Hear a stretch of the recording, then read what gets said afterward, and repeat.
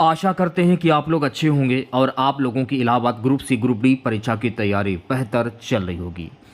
तो जिन बच्चों का कल ग्रुप सी का एग्ज़ाम है तो उन सभी बच्चों को हमारी तरफ से बेस्ट ऑफ लक, पेपर को फोड़ कराना। तो आज के इस वीडियो में हम लोग देखने वाले हैं जो आपका Allahabad high court group C group D का एग्ज़ाम होने वाला है 4 और 5 जनवरी को। उसी के जनरल हिंदी के टॉप मोस्ट इंपॉर्टेंट क्वेश्चंस को यहाँ पर डिस्कस करने वाले हैं और मैं आप लोगों को ये 100% गारंटी देता हूँ कि आपके Allahabad high court group D की ग्रुप सी के एग्ज़ाम में यहाँ से प्रश्न पूछे जाएंगे। तो चलिए क्लास को शुरू करते हैं। क्लास को शुरू करने से पहले अगर आप लोगों ने अभी तक इस क्लास को लाइक नहीं किया है तो प्लीज़ क्लास को लाइक कीजिएगा और अपने तमाम दोस्तों में इस क्लास को ज़्यादा से ज़्यादा शेयर कीजिएगा। आज के इस क्लास की पीडीएफ आप हमारे व्हाट्सएप ग्रुप और टेलीग्राम ग्रुप से जो है प्राप्त कर सकते हैं। लिंक आपको वीडियो के डिस्क्रिप्शन में मिल जाएगा। पहला क्वेश्चन देखिएगा, उत्साह किस रस का स्थायी भाव होता है? तो मेरे प्यारे साथियों, उत्साह जो है ना ये वीर रस का स्थायी भाव होता है। तो इस प्रश्न का जो राइट आंसर जाएगा ऑप्शन नंबर सी के साथ में। अगर आपसे पूछ लिया जाए कि रौद्र रस का स्थायी भाव क्या होता है तो रौद्र रस का स्थायी भाव होता है क्रोध। अद्भुत रस का स्थायी भाव क्या होता है? तो मेरे प्यारे साथियों, अद्भुत रस का स्थायी भाव होता है विस्मय। भीतर रस का स्थायी भाव क्या होता है? तो भीतर रस का स्थायी भाव होता है जुगुस्सा। तो ये सारे फैक्ट आपको ध्यान में रखने हैं। नेक्स्ट क्वेश्चन देखिएगा प्यारे बच्चों, अगला प्रश्न है कि का उच्चारण स्थान क्या होता है? तालु से कौन कौन से वर्ण बोले जाते हैं? चा, छा, जा, झा और इया। ये तो हो गया तालु से। कंठ से का, खा, गा, घा, ये हो गए कंठ से, ये घा है। दंत से ता, था, दा, धा और ना, ये हो गए दंत से। ओष्ठ की अगर मैं बात करूं तो ओष्ठ से पा, फा, बा, भा, ये भा है, ठीक है, और लास्ट वाला बचता है माँ। पूछा क्या जा रहा है कि का उच्चारण स्थान क्या होगा? का, ख, ग, घ। का उच्चारण स्थान होगा कंठ से। तो इस प्रश्न का जो राइट आंसर जाएगा ऑप्शन नंबर बी के साथ में।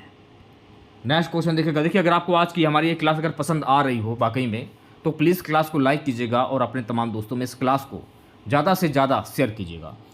अगला प्रश्न है, मीठा का विलोम शब्द क्या होता है? फीका, कड़वा, तीखा या नमकीन?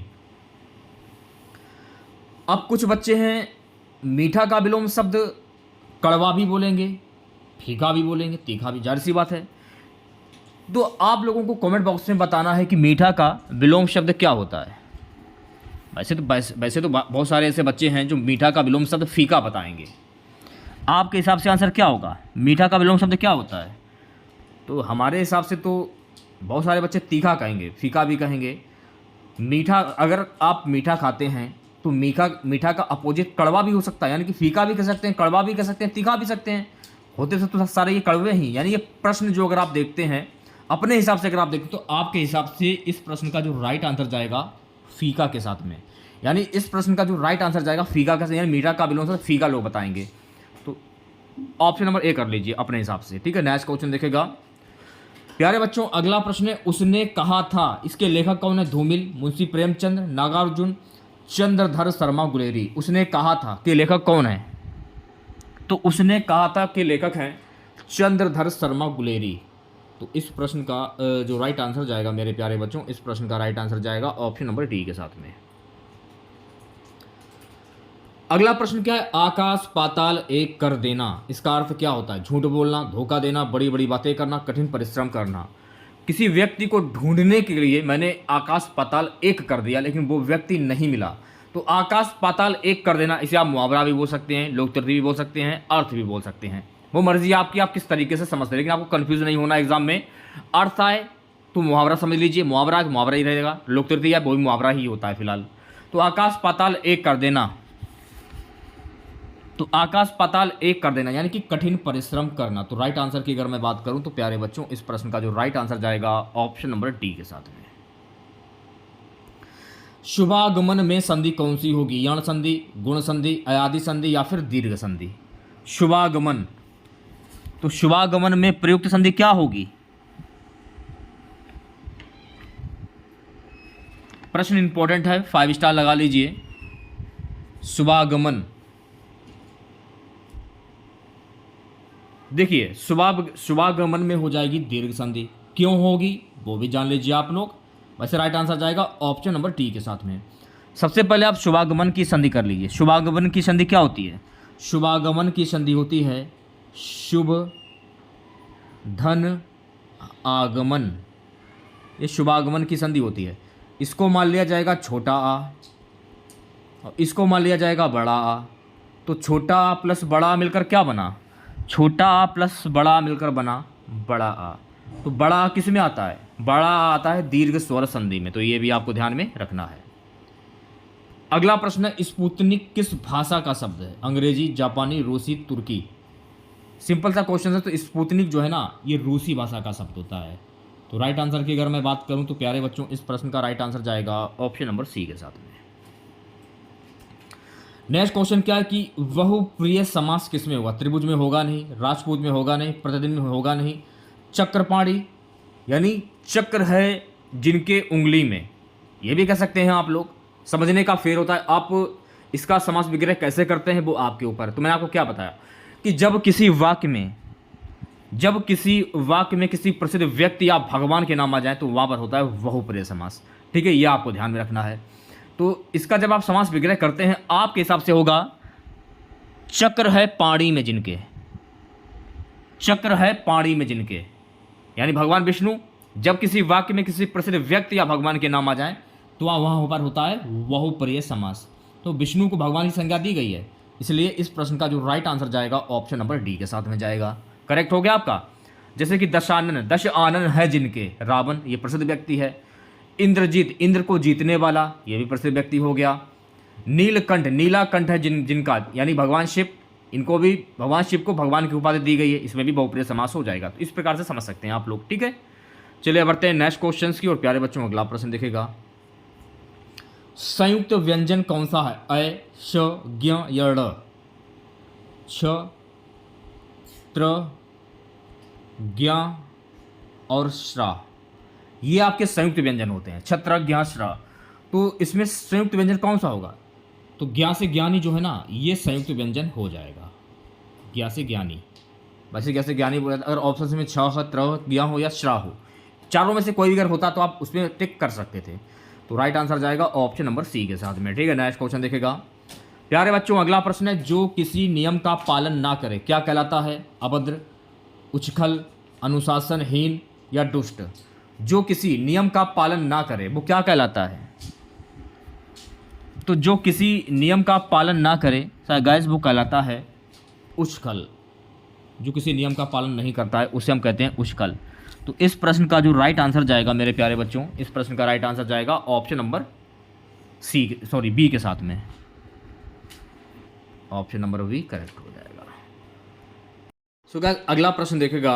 अगला प्रश्न क्या है? उचित विकल्प चुनकर रिक्त स्थान की पूर्ति करें। उत्थान के लिए श्रम करना पड़ता है, अपने आप हो जाता है। तो यहाँ पर क्या आएगा? हास, ध्वस, विनाश या पतन? उत्थान के लिए श्रम करना पड़ता है, पतन अपने आप हो जाता है। तो यहाँ पर हो जाएगा पतन। तो इस प्रश्न का जो राइट आंसर जाएगा मेरे प्यारे बच्चों, इस प्रश्न का राइट आंसर जाएगा ऑप्शन नंबर डी के साथ में। ठीक है, नेक्स्ट क्वेश्चन देखेगा। अगला प्रश्न क्या है कि कौन सा एक शब्द श्रृंखला में नहीं है? तड़ित, यामिनी, चपला या चंचला? तो मैं आपको बता देना चाहता हूँ कि यामिनी जो है ना, ये शब्द श्रृंखला में नहीं है, क्योंकि यामिनी जो है ना, यामिनी ये रात्रि का पर्यायवाची शब्द होता है। यामिनी, रात्रि जो है ये रात्रि का पर्यायवाची शब्द होता है, यानी कि रात का। तो इस प्रश्न का जो राइट आंसर जाएगा ऑप्शन नंबर बी के साथ में। तड़ित हुआ, चपला हुआ, चंचला हुआ, ये बिजली के पर्यायवाची शब्द होते हैं, लेकिन यामिनी जो है ये रात्रि का पर्यायवाची शब्द होता है, इसलिए ये श्रृंखला में नहीं है। नेक्स्ट क्वेश्चन देखेगा। हिंदी वाक्य में पदक्रम किस प्रकार का होता है? कर्ता, कर्म, क्रिया। कर्ता, क्रिया, कर्म, कर्म, कर्ता, क्रिया, क्रिया, कर्ता, कर्म।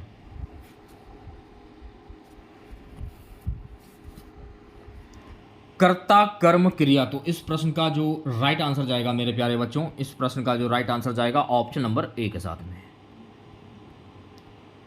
सो गाइस अगला प्रश्न आपके स्क्रीन पर। मोहन अपने कार्य में दक्ष में रेखांकित शब्द का सही विकल्प चुनिए। चतुर, चालाक, प्रवीण या पूर्ण। मोहन अपने कार्य में दक्ष है। मोहन अपने कार्य में दक्ष है। तो आप ये भी कह सकते हैं कि मोहन अपने कार्य में प्रवीण है। दक्ष का सही विकल्प हो जाएगा प्रवीण। तो राइट आंसर आपका जाएगा गाइस ऑप्शन नंबर सी के साथ में। ठीक है, चलिए बढ़ते हैं नेक्स्ट क्वेश्चंस की और अगला क्वेश्चन देखिएगा। अगला प्रश्न है कि जिस क्रिया का फल कर्म पर पड़ता है उसे क्या कहते हैं? अकर्मक, सकर्मक, द्विकर्मक, पूर्णकालिक। जिस क्रिया का फल कर्म पर पड़ता है उसे हम क्या कहते हैं? तो मेरे प्यारे बच्चों, जिस क्रिया का फल कर्म पर पड़ता है उसे हम कहते हैं सकर्मक क्रिया। तो इस प्रश्न का जो राइट आंसर जाएगा ऑप्शन नंबर बी के साथ में।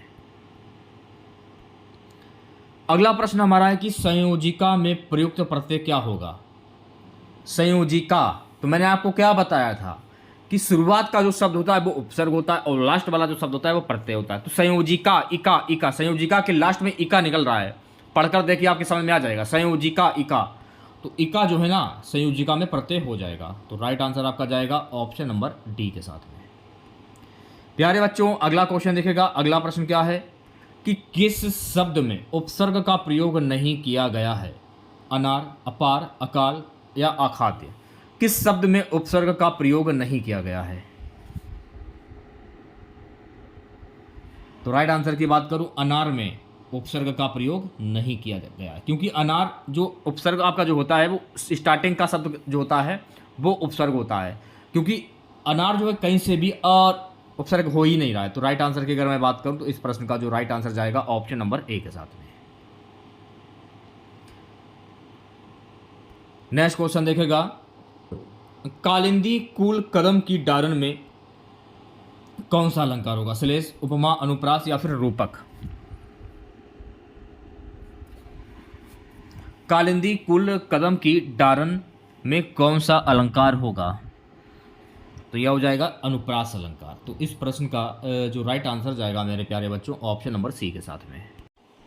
अनुप्रास अलंकार को सरल शब्दों में समझ लीजिए। जब किसी काव्य को सुंदर बनाने के लिए किसी वर्ण की बार बार आवृत्ति होती है तो वहाँ पर अनुप्रास अलंकार होता है।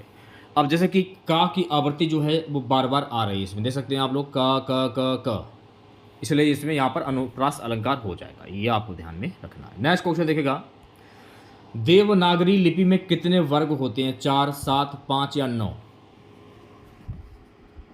तो देवनागरी में गाइस कुल 5 वर्ग होते हैं। तो इस प्रश्न का जो राइट आंसर जाएगा मेरे प्यारे बच्चों, इस प्रश्न का राइट आंसर जाएगा ऑप्शन नंबर सी के साथ में। अच्छा, अगर आपसे ये पूछ लिया जाए देवनागरी लिपि में स्वर्ण वर्णों की कुल संख्या कितनी होती है? तो देवनागरी लिपि में स्वर वर्णों की कुल संख्या होती है 12, और अगर आपसे वर्ग पूछा जाए तो 5 होती है। ये भी आपको ध्यान में रखना है। नेक्स्ट क्वेश्चन देखिएगा। अगला प्रश्न है, निम्नलिखित में से कौन सी बोलने की योग्यता है? शुद्ध वर्तनी, सुलेख, श्रुतुलेख, आशुलेख। शुद्ध वर्तनी से आप कह सकते हैं शुद्ध वर्तनी। तो राइट आंसर आपका जाएगा ऑप्शन नंबर ए के साथ में। नेक्स्ट क्वेश्चन देखिएगा सभी बच्चे। अगला प्रश्न हमारा है, मुंह में राम बगल में छुरी लोक तृतीय का अर्थ क्या होगा? ऊपरी मित्रता, मन में शत्रुता, ईश्वर के नाम पर छल करना, चालाकी करना, राम का नाम पापी भी ले सकता है।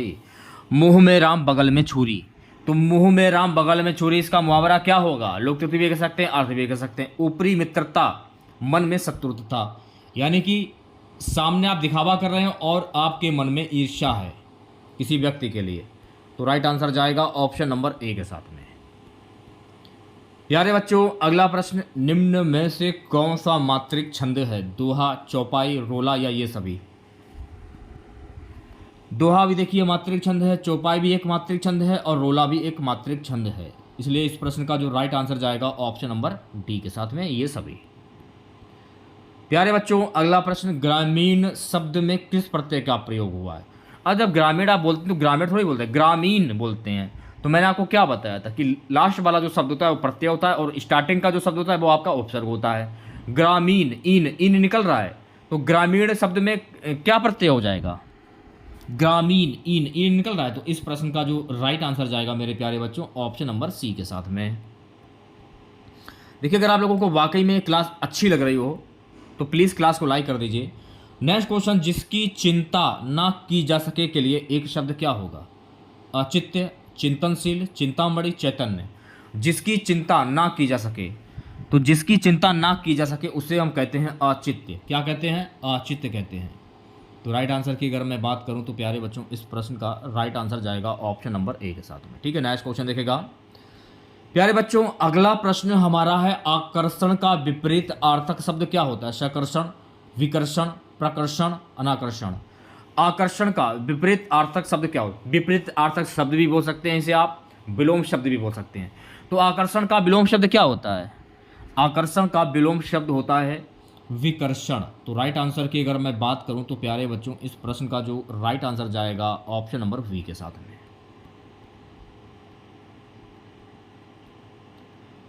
अगला प्रश्न हमारा है, निम्नलिखित में से कौन सिंह का पर्यायवाची शब्द नहीं है? शार्दूल, मृगेंद्र, केशी या तड़ित। तड़ित जो है ना गाइस, ये सिंह का पर्यायवाची शब्द नहीं है। तो इस प्रश्न का राइट आंसर जाएगा ऑप्शन नंबर डी के साथ में।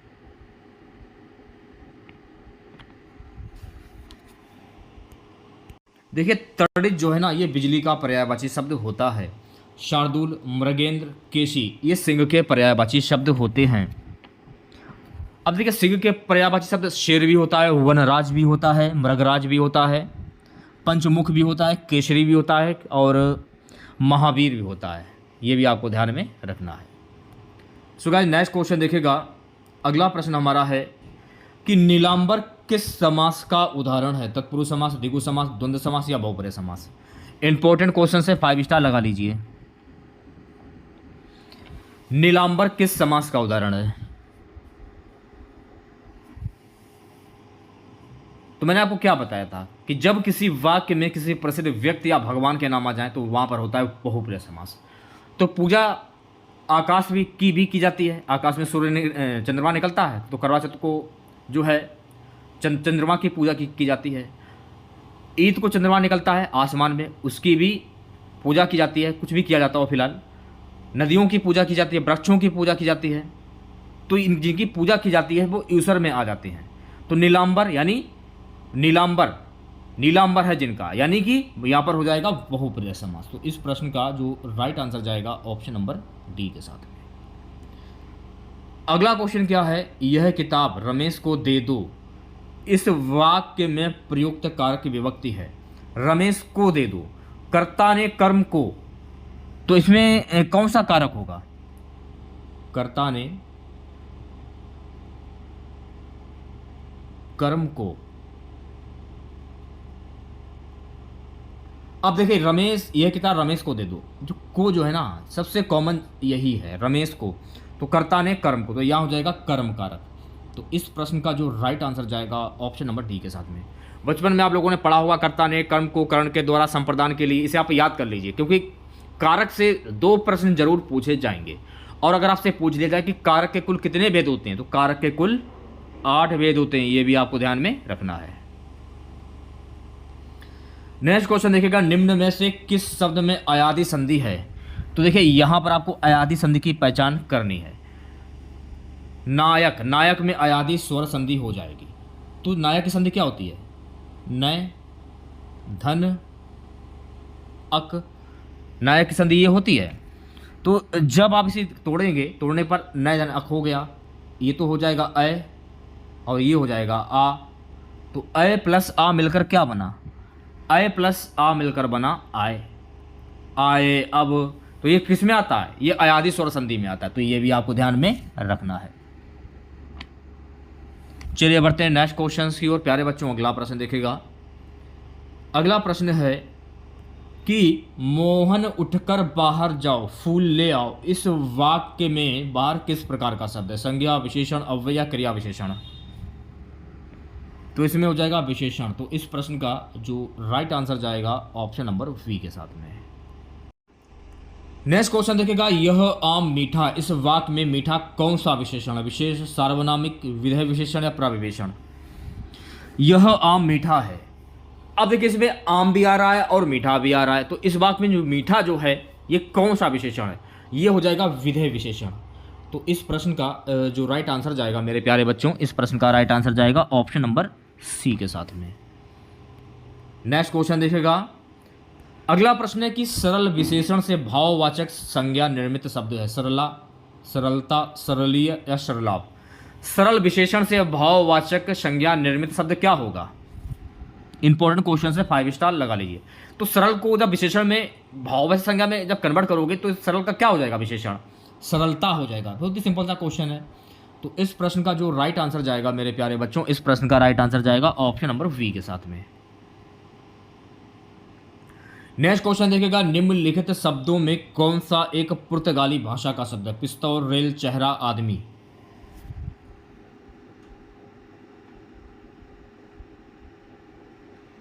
पुर्तगाली भाषा का शब्द, इसमें आपको इसकी पहचान करनी है। पिस्तौल जो है ना गाइस, ये एक पुर्तगाली भाषा का शब्द है। तो इस प्रश्न का राइट आंसर जाएगा ऑप्शन नंबर ए के साथ में। अब जैसे कि आचार, चाबी, संतरा, साबुन, पपीता, ये सभी शब्द पुर्तगाली भाषा के शब्द होते हैं। अगला क्वेश्चन आपकी स्क्रीन पर, बिहारी हिंदी के अंतर्गत कौन सी बोली नहीं आती? मैथिली, मगही, भोजपुरी या अवधी। बिहारी हिंदी के अंतर्गत कौन सी बोली नहीं आती, आपसे ये पूछा जा रहा है। तो बिहारी बोली के अंतर्गत जो है ये अवधी बोली नहीं आती है। तो इस प्रश्न का जो राइट आंसर जाएगा ऑप्शन नंबर डी के साथ में। प्यारे बच्चों, अगला प्रश्न है, मुट्ठी गर्म करना मुहावरे का अर्थ क्या होता है? आग तापना, घूंस देना, मुक्का लगाना या धाक जमाना। मुट्ठी गर्म करना, तो मुट्ठी गर्म करना इसका मुहावरा क्या होता है? मुट्ठी गर्म करना यानी कोई काम आपको किसी गवर्नमेंट सेक्टर में आपको कोई काम करवाना है, आपने धीरे से उसके हाथों में पैसे रख दिए, उसने मुट्ठी बांध ली, तो मुट्ठी गर्म करना यानी कि घूंस देना। तो इस प्रश्न का राइट आंसर जाएगा ऑप्शन नंबर वी के साथ। नेक्स्ट क्वेश्चन देखिएगा। सो गाइस, अगला प्रश्न हमारा है, नेक्स्ट क्वेश्चन क्या है कि तुम आ जाते एक बार, कितनी करुणा कितने संदेश, पथ में बिछ जाते वन पराग। इन पंक्तियों में कौन सा रस सृजित हुआ है? श्रृंगार रस, वीर रस, अद्भुत रस या भीतर रस। तो इस रस में हुआ है श्रृंगार रस। तो इस प्रश्न का जो राइट आंसर जाएगा मेरे प्यारे बच्चों ऑप्शन नंबर ए के साथ में। ठीक है, नेक्स्ट क्वेश्चन देखिएगा। अगला प्रश्न है, उच्चतम में किस प्रत्यय का प्रयोग हुआ है? तर, तम, दार या इया। उच्चतम, तो मैंने आपको क्या बताया कि स्टार्टिंग का जो शब्द होता है वो उपसर्ग होता है और लास्ट वाला जो शब्द होता है वो प्रत्यय होता है। तो उच्चतम, तम तम तम निकल रहा है। तो इस प्रश्न का जो राइट आंसर जाएगा ऑप्शन नंबर वी के साथ में। करेक्ट है। नेक्स्ट क्वेश्चन देखेगा, करने की इच्छा के लिए एक शब्द क्या होगा? करने की इच्छा के लिए एक शब्द क्या होता है? तो करने की इच्छा के लिए एक शब्द होता है मेरे प्यारे बच्चों, इसे आप चिकित्सा बोल सकते हैं। करने की इच्छा के लिए। तो राइट आंसर जाएगा इस प्रश्न का ऑप्शन नंबर डी के साथ में। ठीक है, चले बढ़ते हैं नेक्स्ट क्वेश्चन की और अगला क्वेश्चन देखिएगा। निर्देश प्रश्न संख्या 89 और 90, नीचे दिए गए शब्दों के विपरीत अर्थक शब्द विकल्पों में से आए शब्दों से चुनकर सही उत्तर के विकल्प को चुनिए। अवनी का विलोम शब्द क्या होगा? या विपरीत अर्थक शब्द अंबर होगा, तारे होगा, समुद्र होगा या पर्वत होगा। अवनी का, तो अवनी का विपरीत अर्थक शब्द होता है अंबर। तो इस प्रश्न का जो राइट आंसर जाएगा ऑप्शन नंबर ए के साथ में। अंतद्वंद, अंतद्वंद का विपरीत अर्थक शब्द क्या होगा? वही द्वंद, द्वंद्वहीनता, अद्वंद या द्वंद। तो अंतद्वंद का विपरीत अर्थक शब्द होता है वही द्वंद। तो इस प्रश्न का जो राइट आंसर जाएगा मेरे प्यारे बच्चों ऑप्शन नंबर ए के साथ में। बच्चों, अगला प्रश्न आपके स्क्रीन पर, अगला प्रश्न क्या है? निम्नलिखित में से कौन सा चंद्रमा का पर्यायवाची शब्द नहीं है? कलाधर, रजनीश, मयंक या विहग। देखिए, विहग जो है ना, ये पक्षी का पर्यायवाची शब्द होता है, ना कि चंद्रमा का। तो राइट आंसर जाएगा ऑप्शन नंबर डी के साथ में। कलाधर हुआ, रजनीश हुआ, मयंक हुआ, ये जो है चंद्रमा के पर्यायवाची शब्द होते हैं, ये आपको ध्यान में रखना है। चलिए बढ़ते हैं नेक्स्ट क्वेश्चन की ओर। प्यारे बच्चों, अगला प्रश्न देखेगा, लोकनायक में कौन सा समास है? तत्पुरुष समास, द्विगु समास, द्वंद्व समास या अव्ययभाव समास। लोक अलग है, नायक अलग है, दोनों को जोड़ दिया गया, नया शब्द क्या बना? लोकनायक। या ये भी कह सकते हैं लोक का नायक, कर्ता ने कर्म को का, ऐसे भी पढ़ सकते हैं। जब भी ऐसा प्रश्न पूछा जाए तो आप तत्पुरुष समास पर आंख बंद करके टिक कर दिए। तो राइट आंसर जाएगा ऑप्शन नंबर ए के साथ में। अगला क्वेश्चन देखिएगा, अगला प्रश्न है, निम्नलिखित में से कौन सा शब्द हमेशा बहुवचन में प्रयुक्त होता है? हस्ताक्षर, समाचार पत्र, चिड़िया या फिर तिजोरी?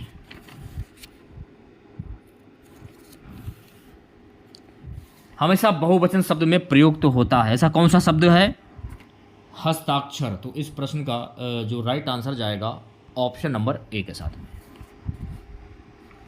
अब जैसे कि आंसू, दर्शन, प्राण, बल, लौंग और होश, ये सभी शब्द बहुवचन के अंतर्गत आते हैं। नमस्कार में कौन सी संधि है? जब आप इसकी संधि करेंगे तो इसकी संधि क्या होती है?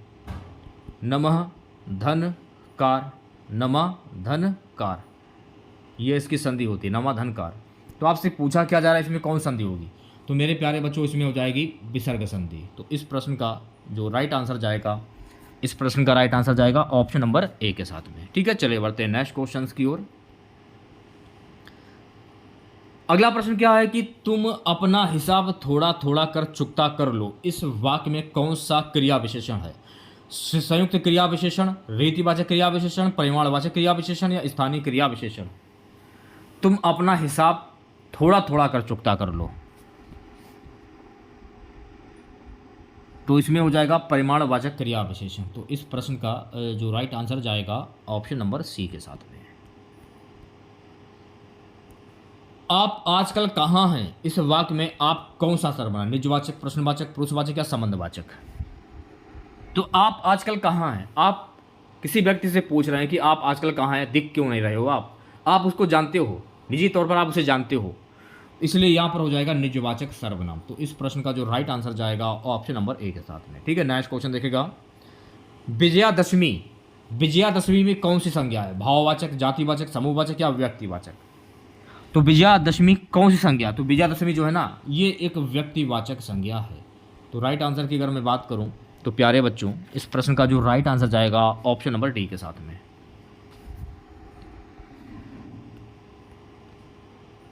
अगला क्वेश्चन, क्या धरित्री का तद्भव शब्द क्या होगा? तो मैंने आपको क्या बताया था कि ऐसे शब्द जो हिंदी भाषा से उत्पन्न हुए हों वो तद्भव शब्द कहलाते हैं, जो संस्कृत से उत्पन्न हुए हों वो तत्सम कहलाते हैं। लेकिन तद्भव पूछा गया, तो धरित्री को जब हिंदी में कन्वर्ट करोगे तो इसका तद्भव शब्द क्या बनेगा? धरती हो जाएगा। धरती जो है ना, ये हिंदी भाषा का शब्द है। तो इस प्रश्न का जो राइट आंसर जाएगा मेरे प्यारे बच्चों ऑप्शन नंबर ए के साथ में।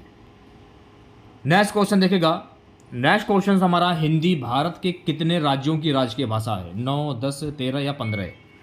हिंदी भारत के कितने राज्यों की राजकीय भाषा है?